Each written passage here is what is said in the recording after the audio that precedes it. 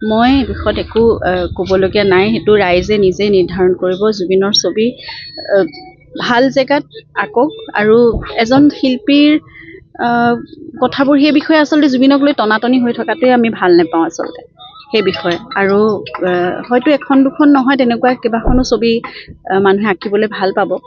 এতিয়ালৈকে মই সেই বিষয়ত একো ক'বলগীয়া নাই আৰু মই সেই বিষয়ে গোটেই কথাখিনি মই আচলতে জানি বুজি এতিয়া ল'বলৈ মই ছ'চিয়েল মিডিয়াটো অকণমান কেতিয়াবা এভইড কৰোঁ।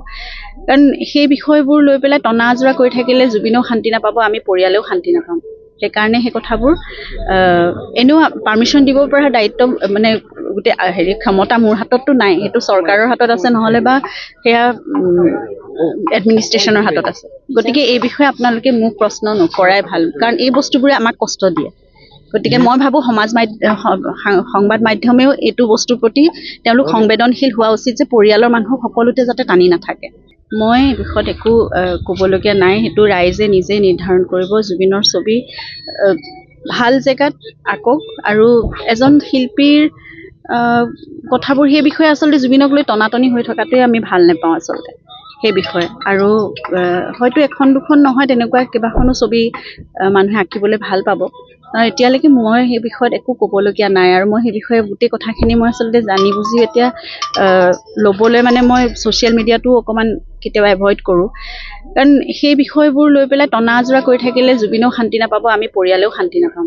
সেইকাৰণে সেই কথাবোৰ এনেও পাৰ্মিশ্যন দিব পৰা দায়িত্ব গোটেই ক্ষমতা মোৰ হাতততো নাই, সেইটো চৰকাৰৰ হাতত আছে, নহ'লে বা সেয়া এডমিনিষ্ট্ৰেশ্যনৰ হাতত আছে। গতিকে এই বিষয়ে আপোনালোকে মোক প্ৰশ্ন নকৰাই ভাল, কাৰণ এই বস্তুবোৰে আমাক কষ্ট দিয়ে। গতিকে মই ভাবোঁ সংবাদ মাধ্যমেও এইটো বস্তুৰ প্ৰতি তেওঁলোক সংবেদনশীল হোৱা উচিত যে পৰিয়ালৰ মানুহ সকলোতে যাতে টানি নাথাকে। মই এই বিষয়ত একো ক'বলগীয়া নাই। সেইটো ৰাইজে নিজে নিৰ্ধাৰণ কৰিব। জুবিনৰ ছবি ভাল জেগাত আঁকক আৰু এজন শিল্পীৰ কথাবোৰ সেই বিষয়ে আচলতে জুবিনক লৈ টনাটনি হৈ থকাটোৱে আমি ভাল নাপাওঁ আচলতে সেই বিষয়ে। আৰু হয়তো এখন দুখন নহয়, তেনেকুৱা কেইবাখনো ছবি মানুহে আঁকিবলৈ ভাল পাব।